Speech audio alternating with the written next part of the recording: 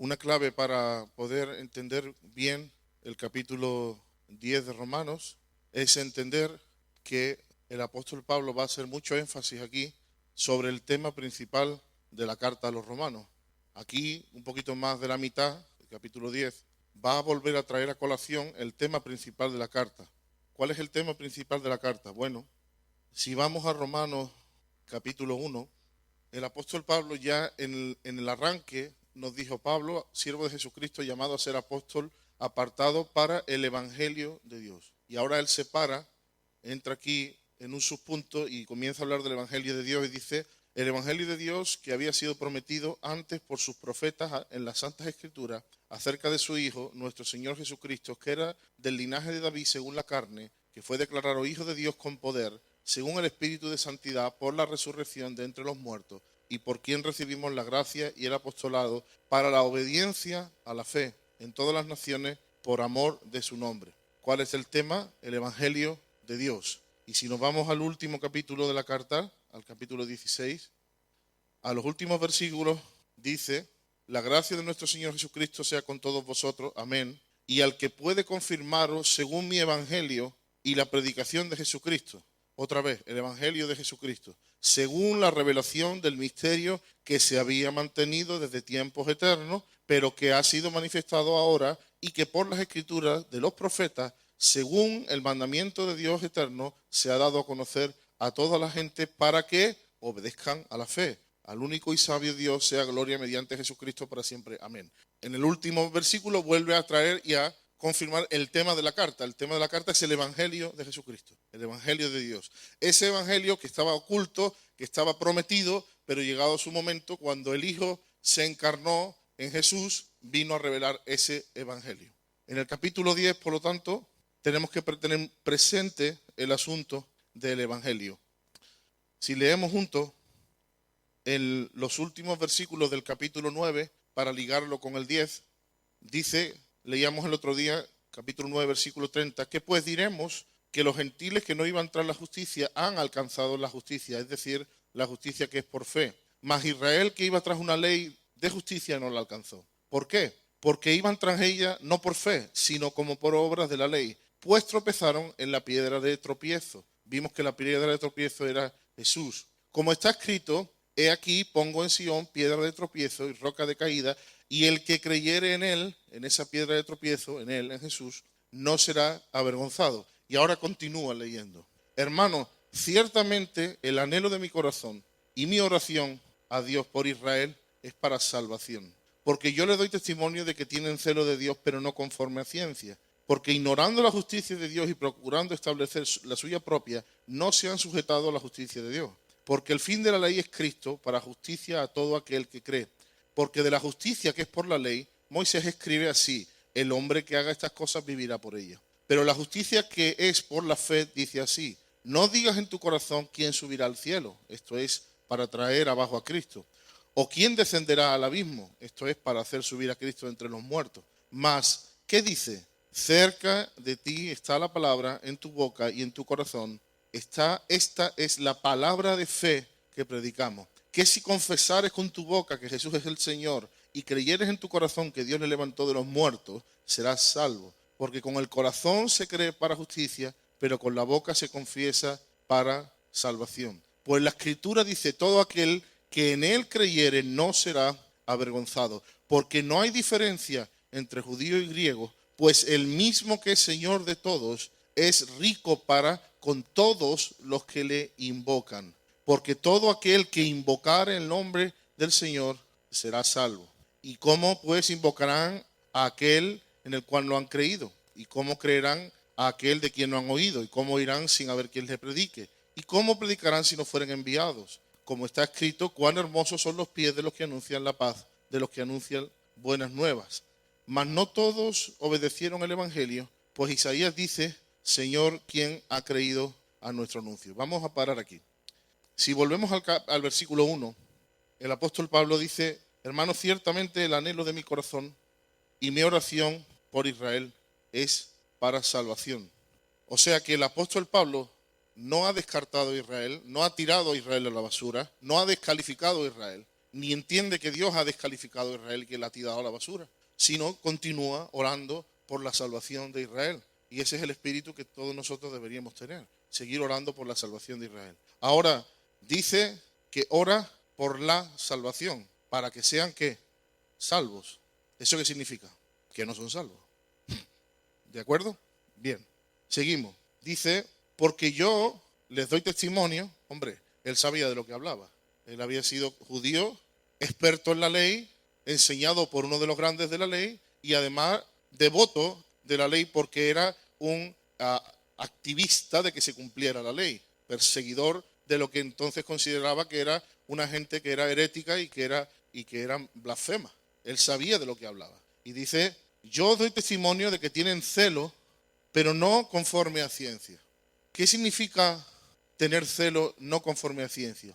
Ahí la palabra celo es ese calor, ese ardor, ese fervor, ese deseo caliente por algo que no se conoce, no se comprende o no se entiende. O, dicho de otra manera, que se ignora. Y eso produce un celo equivocado. De hecho, en ocasiones es un celo por algo que se conoce parcialmente. Ahí el sentido de no conforme a ciencia es algo que no se conoce bien, que se conoce en parte o poco o que se ignora. Y esto, bueno, para eso tenemos un refrán castizo, ¿no? Que dice, ¿qué es muy atrevida? La ignorancia es muy atrevida, ¿verdad? Lo que está poniendo ahí sobre la mesa es el hecho de que ellos tienen un celo que está basado en ignorancia o, en todo caso, en una falta de conocimiento o en un conocimiento no pleno o parcial, que puede ser en ocasiones más peligroso que la falta de conocimiento absoluto. Hay tres clases de personas, por lo menos es una clasificación muy famosa que habrás oído. Los que no saben nada, los que saben y los que piensan que saben. Normalmente los más peligrosos no suelen ser los que no saben ni los que saben mucho, sino los que piensan que saben. Y los que piensan que saben, el problema es que tienen un conocimiento parcial. Normalmente el que no sabe ya no se mete a torear.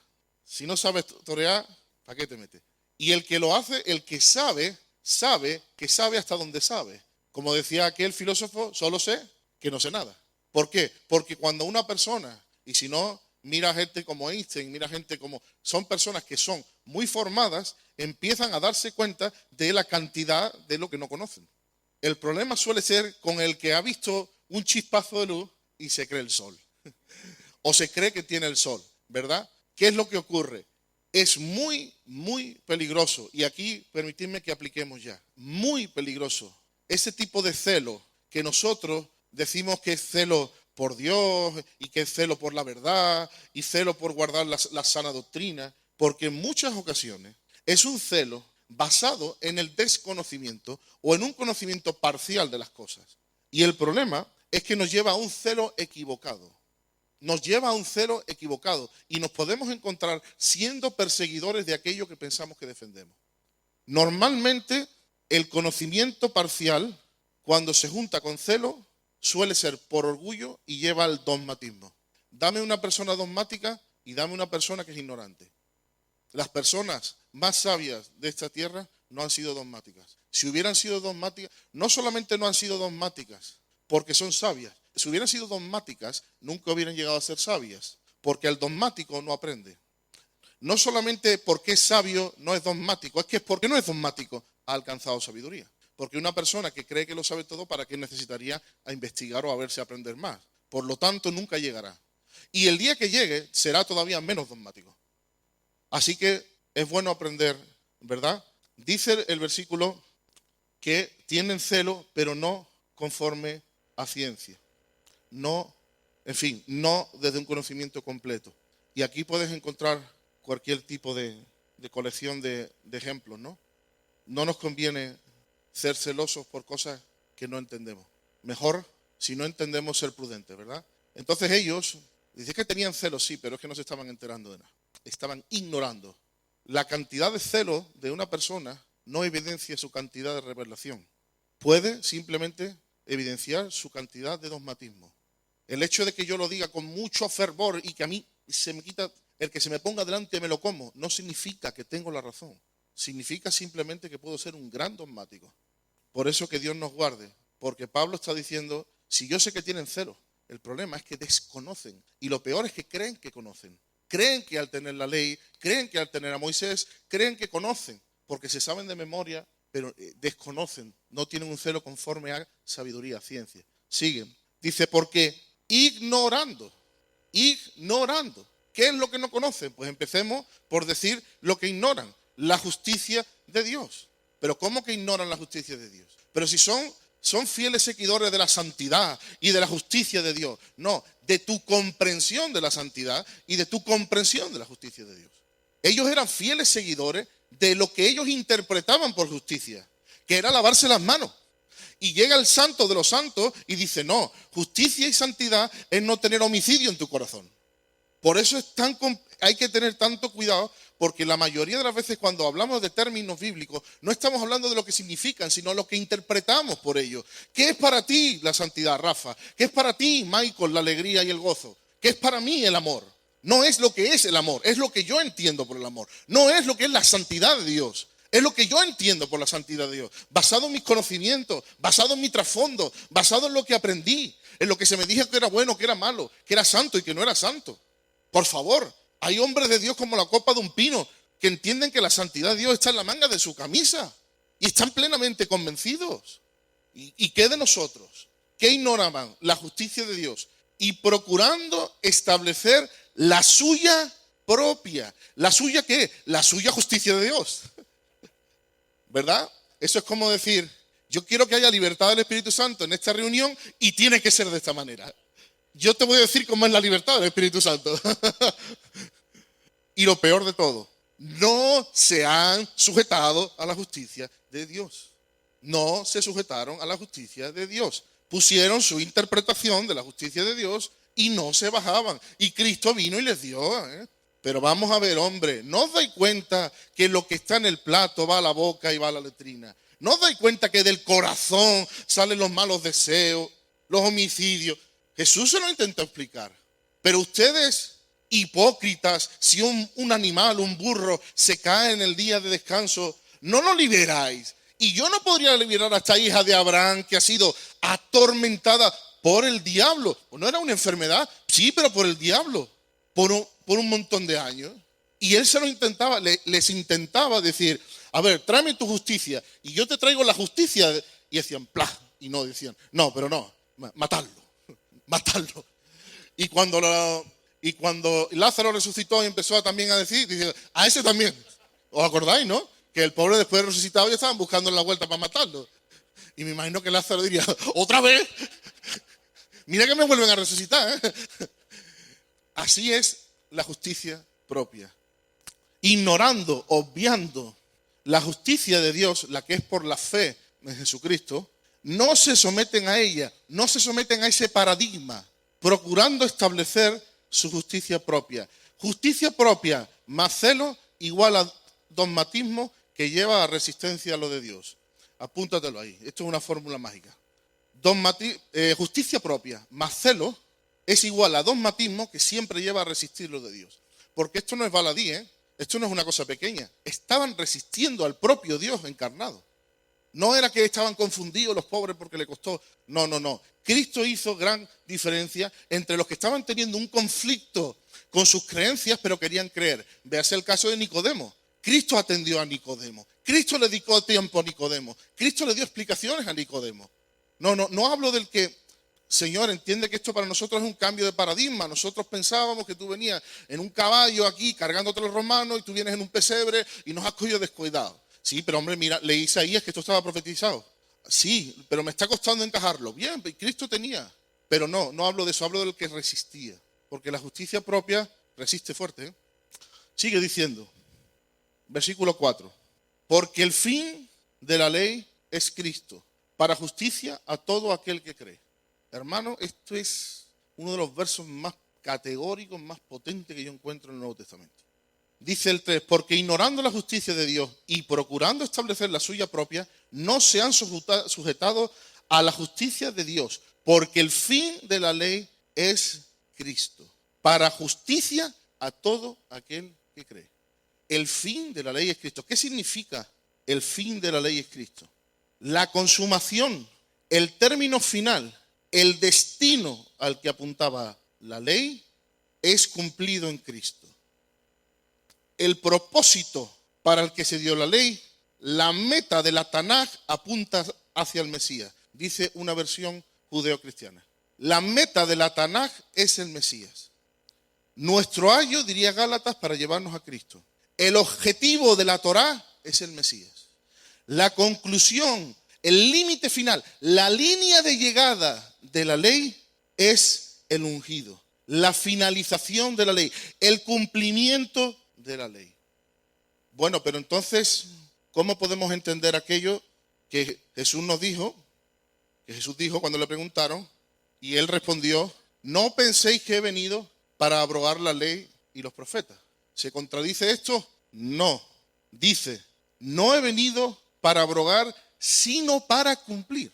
¿Qué significa la palabra ahí, abrogar? Significa derribar. Cristo no vino a derribar la ley, porque la ley era espiritual y establecida por Dios. No era mala. Simplemente no daba el poder a la persona para poder vivirla. Era una radiografía para enseñar al ser humano quién era. Y era usada por la carne para traer más pecado. Entonces, Él no viene a romper con el primer pacto. Él viene a cumplir el primer pacto para abrir al segundo pacto. Dice derribar, no he venido a derribar, pero sino a cumplir, que dice, que significa a satisfacer completamente. Ahora, Él no vino a derribarla como un ilegal, sino a cumplirla en perfecta legalidad. Pero el hecho de que Él la cumpliera significa que cesó. Significa que quedó cumplida. Significa que llegó a su cumplimiento y Él introdujo una ley superior. Hermano, pero ¿y si el judío se convierte, pero la ley? Que no se puede salvar nadie bajo la ley. Nazca judío, nazca gentil, nazca de nada. Y echar de menos a la ley, aparte de que es un suicidio, ¿vale? Es una falta de respeto, según Gálatas, a la obra y la gracia de Cristo. Y eso no significa, como dice Romanos 7, que la ley es mala. Eso significa que por las obras de la ley, dijo Romanos, nadie podrá justificarse. Y echar de menos un sistema que Cristo vino a cumplir con su sangre, con su sudor y con sus lágrimas, para darnos otra oportunidad. Y echar de menos un sistema por el que nadie podía salvarse, es de desquiciado, con perdón, o en mi opinión. Para ti la ley, hermano, si la quieres. Yo quiero la gracia de Cristo. ¿Significa esto que no estoy debajo de ninguna ley? No, estoy bajo una ley nueva. La ley del Espíritu de vida en Cristo, que nos ha hablado Romanos 8, que nos ha hablado Romanos 12, Romanos 13. La ley de Cristo, la ley del amor, que es muy superior a la ley mosaica. Muy superior. Nadie puede salvarse por la ley. Ni siquiera los de la antigüedad que fueron salvados por la ley. Porque Romanos nos ha enseñado que por la fe que tuvieron, sus pecados quedaron pendientes hasta que vino Cristo y los recuperó. Y de hecho, quedaron en el seno de Abraham, pendientes, en un estado de bendición, de paz, pero pendientes. Solamente la fe en la obra de Jesucristo puede salvar a un ser humano, no me importa el pedigrí que tenga. Solamente la confianza en la obra de Jesucristo, su obra salvífica, su obra perfecta, su sacrificio, su sangre regada en el altar, delante del Padre, es lo único que puede salvar a una persona. Y la fe y la justicia que es por la ley quedó terminada, completada, estupendo. Muchas gracias. La justicia de Cristo, por favor. Ya el capítulo 14 de Romanos nos ha dicho que si eres judío y toda la vida has guardado el sabbat y quieres seguir guardando el sabbat, guardes el sabbat, no hay ningún problema. Y que si nunca has comido jamón y tu conciencia no te da que no comas el jamón, no hay ningún problema, pero asegúrate de que tu justicia no está apoyada en las obras de la ley, porque si no, no eres salvo. Seguimos. ¿Sigue siendo buena la ley? Claro, para decirle a un pecador, mira lo incapaz que eres de alcanzar la gracia de Dios por ti mismo. Mira quién eres. Mira lo lejos que estás de la gracia de Dios. Pero aún así Cristo se ha acercado a ti. Claro que sí, sigue siendo un ayo para el pecador, para acercarlo a Cristo. Sigue siendo una radiografía muy buena para el ser humano, la ley. Pero justicia, la de Cristo. Versículo 6. Me he saltado uno, perdón. 5. Repito el 4. Porque el fin, la consumación de la ley es Cristo, para justicia a todo aquel que cree. En el contexto está diciendo a gentiles y a judíos, todos. Porque de la justicia que es por la ley, Moisés escribe, el que haga estas cosas vivirá por ellas. Y recuerda, Pablo dice, os recuerdo que bajo la ley, para poder vivir, tienes que cumplirla perfectamente. Como dice Santiago, si fallas en un solo mandamiento de la ley, ya has fallado de la ley. O sea que te recuerdo cómo era esa ley. Literalmente imposible de ser vivida por un ser humano. Pero la justicia que es por la fe, dice así. Ahora, atentos porque aquí el apóstol Pablo va a entrar en una subordinación. Entonces, antes de entrar en la subordinación, vamos a acabar la frase de Pablo. Porque Pablo termina la frase. Dice, pero la justicia que es por la fe, dice así. Que si confesares, versículo 8, parte B, que esta es la palabra de fe que predicamos. Que si confesares con tu boca que Jesús es el Señor y creyeres en tu corazón que Dios le levantó de los muertos, serás salvo. Ese es el final de la frase. Lo que hace en medio es meter una subordinación que la vamos a ver ahora.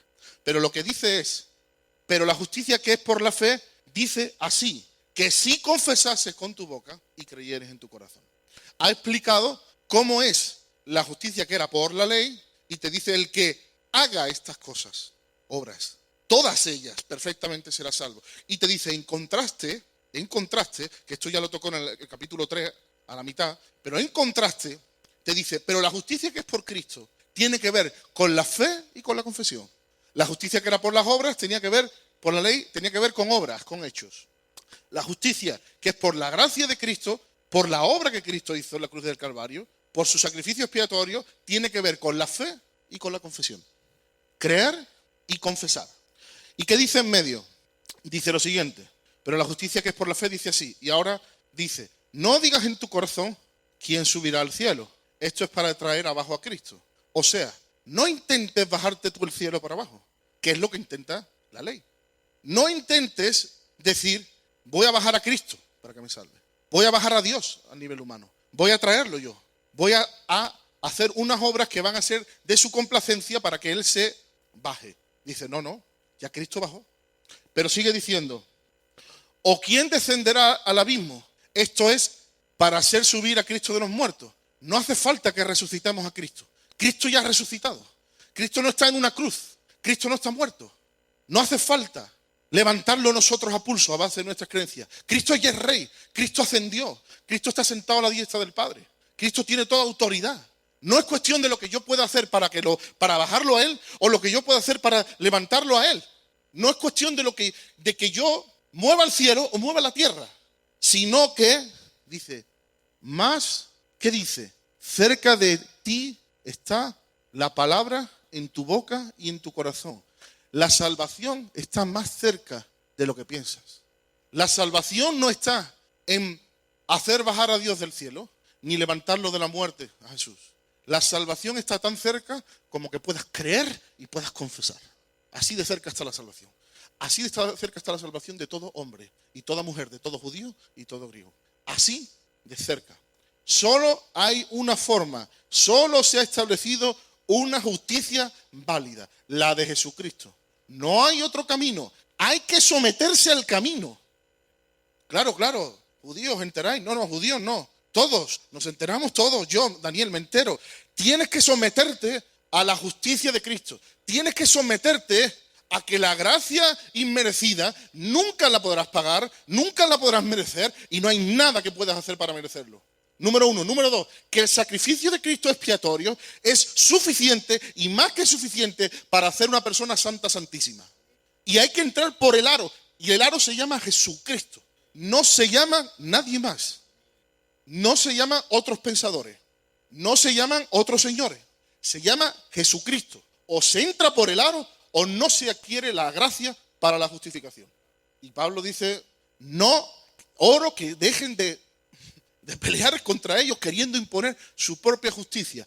El ser humano es experto en inventarse justicias y querer ponerlas en puja con las de Dios. Esta es una forma. Sí, vale, la de la ley y las obras, pero hay otra. Bueno, yo no sé de Jesucristo, pero yo sé de lo que es hacer buenas obras, o irme a África, o ser un misionero, o ser una persona que entrego mi vida por los pobres. No vale tu justicia nada. Tus obras valen, pero no, tu justicia no. Sobre todo tus obras valen para el pobre desgraciado al que estás ayudando, pero tu justicia no vale nada. Bueno, yo no creo exactamente en Cristo como tú. Yo creo que es un profeta, pero eso de que es hijo, yo confío en que Él me salvará. Tu justicia no vale nada. No, yo creo que es un ángel que se tal y no sé cuánto, pero en realidad, sí, Él creó todo, pero Él también fue creado. Tu justicia no vale nada. Pues yo te echo a pelear, tú cristiano, tú no echas a pelear nada. Tú tomas la justicia de Cristo o te vas al infierno. Tan sencillo. Porque lo digo yo, no. Porque el precio que pagó Cristo es tan alto que el Padre no está dispuesto a colar ni esto. No, pero creía en Confucio, creía en Mahoma, pero o entran por el Hijo o no entran. Me lo estoy inventando. ¿Qué dijo Cristo? El único camino al Padre soy yo. ¿El único? El único. Pero Cristo te dice, pero la salvación no está en que hagas sacrificios humanos para que baje una divinidad y te bendiga. O como hacían los antiguos, que te beba la sangre de tus adversarios para tomar su vida. O que intentes hacer... La salvación está tan cerca como que me creas y me confieses. Que me creas y me confieses. Gloria a Dios. Así es el camino. ¿Quién podrá con sus obras atraer el favor de Dios a su vida? Cuando en realidad Dios ya se ha acercado al ser humano. Ya nos ha acercado este mensaje de la fe que dice que confieses a Jesús como el Kyrios, como el Rey, como el Señor, como Dios hecho carne, el amo de todo, y que creas en su resurrección, que implica que el sacrificio por tus pecados, de los cuales estás arrepentido, Él los pagó y el Padre lo levantó de la muerte, confesando públicamente que Él aceptaba ese sacrificio. Y cuando tú te aferras ahí y lo confiesas, tú eres puesto en el Hijo. Tú no es que se te da un nivel de justicia, se te da una cantidad de justicia que luego tú con tus obras tienes que seguir mejorando para que aumentes la justicia y balancee tus pecados. No, a ti se te imputa la justicia, o sea, póngaselo en la cuenta de Él. Y eso significa que tú eres insertado en Él. Y donde Dios ve a Jesús, ahí tú estás escondido detrás de la roca. Y si Dios no puede culpar, ni Dios puede castigar a Jesús, no te puede castigar a ti. Si estás escondido en Él y tu pecado ha sido lavado en Él y tú estás escondido en Él, cuando Él te ve a Jesús. Y eso no significa que si andamos en pecado, Él puede disciplinar, y Hebreo nos enseña que Él al que ama, disciplina. No estoy hablando de eso. Estoy hablando de que somos puestos en Él y Él nos imputa su justicia. ¡Wow! Seguimos. Ahora, creer y confesar. Creer y confesar. La creencia le da la validez legal, pero con la confesión recibimos todos los beneficios de la salvación. Creencia y confesión, muy importante. Creencia y confesión. Con el corazón creemos y legalmente accedemos por esa fe a la gracia. Pero con la confesión desatamos la salvación de Dios para nuestras vidas. Así que hay que confesar. Hay que confesar. Con la boca se confiesa para salvación. Pues la Escritura dice, todo aquel que en Él creyere no será avergonzado. Wow. Porque no hay diferencia entre judío y griego. Por cierto, entendamos bien esto de que no hay diferencia. ¿Hay diferencia entre un judío y un griego o no? No se está refiriendo a que no hay diferencia. Lo digo porque en otro caso dice no hay diferencia entre hombre y mujer. Y bajo esta misma premisa que se dice que no hay diferencia entre mujer, tampoco hay diferencia entre judío y griego. Sí la hay entre judío y griego, y sí la hay entre hombre y mujer. Y sí la hay entre un esclavo y un libre, si no, pregúntale al esclavo. Lo que está diciendo aquí es que de cara a la justificación, todos somos iguales, o entramos por Cristo o no entramos. Porque no hay diferencia entre el judío y el griego, pues el mismo que es Señor de todos es rico con todos los que le invocan. Uy, qué incidencia, ¿verdad? En el tema de la confesión. Qué incidencia en el tema de la confesión. No seremos avergonzados. Toda persona que da crédito a la obra de Cristo no será avergonzado. Quiero decirte una cosa que tú sabes, y si eres joven te la digo. Mira, si tú crees en Jesucristo, tú no eres tonto. Tú eres el más listo del mundo entero, ¿vale? Porque tú no vas a ser avergonzado. Todo aquel que cree en el Señor no será avergonzado. Creer en Jesucristo no es de tontos, no es de antiguos, ni es de gente que no le ha amanecido. Es de gente sabia, que se ha abrazado a su Salvador. Porque todo aquel, y dice, con todos los que le invocan, Él es rico con todos los que le invocan, porque todo aquel que invocare el nombre del Kyrios, del Señor, todo el que invoca el nombre del Señor será salvo. Así que vamos a dejarlo aquí, porque si no nos meteríamos en el siguiente fragmento. Recapitulando, el apóstol Pablo sigue orando por la salvación de su nación, sigue con esa carga. Él es consciente de lo terco que se puede ser, de manera que resistamos la justicia de Dios queriendo poner nuestra justicia. Y cuán terco se puede ser, y lo peor de todo, cuán terco se puede ser ignorando. Terquedad no es igual a convicciones, hermano. Son dos cosas diferentes. Él es consciente de lo terco que se pueden ser, pero él sigue orando por su nación, porque él sabe que la única manera que tienen para salvarse es abrazarse a Jesucristo. La fe en Jesucristo. Por las obras no lo van a conseguir. Pero él sigue creyendo que todo aquel que cree en su corazón que Jesús es el Hijo de Dios, Dios eterno, segunda persona de la Trinidad, y es el Mesías que estaba prometido, el ungido, el Salvador del mundo, que vino en carne y que tomó y que cumplió la ley en perfección y que se puso en la cruz, el inocente, pagando por los pecadores, para que los pecadores tuviéramos acceso a la benevolencia y la gracia de Dios, pero que que el Padre lo resucitó por el poder del Espíritu Santo, comenzando una nueva familia, comenzando una nueva humanidad en Él, donde Él es el primero de toda una humanidad de hermanos, y Él fue levantado arriba, y el nombre que se le dio se le volvió a dar, pero ahora con una nueva autoridad, por encima de todo, ya no solamente como Dios, sino ahora como Mesías. Y el que cree y confiesa a Jesucristo como Señor y como el resucitado, tiene vida eterna. Y es el camino y la vida y la verdad, y es el punto por el cual todos, pero también los judíos, Pablo está orando ahí, también mis hermanos judíos, puedan encontrarse con Él. Y esa salvación está muy cerca, está aquí, pegada aquí.